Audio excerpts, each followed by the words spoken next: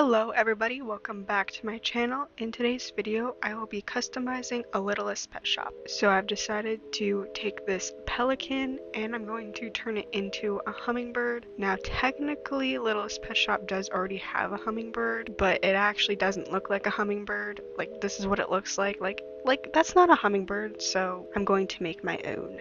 So the first step in this custom is cutting away the unnecessary details. So I'm gonna take off the bill and then the feet. The bill is actually pretty easy to take off because the plastic was soft. However, the feet were a pain in the booty hole and I had to do a majority of that off camera, but eventually I did get it off.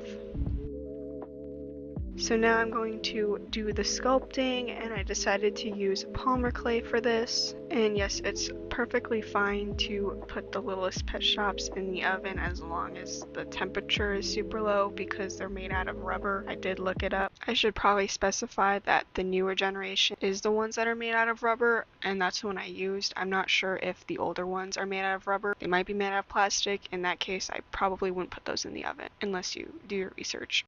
I did customize one with my friend. I didn't film it or anything, but it turned out like butt ugly. Yeah, we didn't have any issues with it in the oven, so it turned out okay. Obviously, we don't know if there's any fumes or anything, but yeah, I ended up baking this in the oven, and I think like something happened to like one of the wings where it like curved in, but honestly, it's not that noticeable, so it's fine. One of my favorite parts that I sculpted was the beak, and I just covered up the gaping hole with some clay, and then for like the bill part, or the beak, I'm not sure what the technical terms, but I used a toothpick, and I do this on my Polymer clay hummingbirds that I make, so I thought it would work here. Unfortunately, I forgot to film what it looked like after it came out of the oven, so we're just gonna jump straight into painting. And I'm just using the Craftsmart paint from Michaels and I'm just doing a few coats. So this is what it looks like all painted white. And now I just took some sage paint and I went over it, and this was probably unnecessary, but you know, I did it anyways. And yeah, after that I did a few coats of this dark green on the back, and yeah, this is what it looks like. I then did another coat of white paint in the eyes, and then I went over like the stomach part with more white.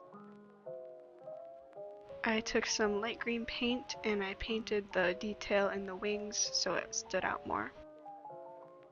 For some extra detail, I took an old toothbrush and some paint and I just splattered some paint on the dark green areas of the hummingbird.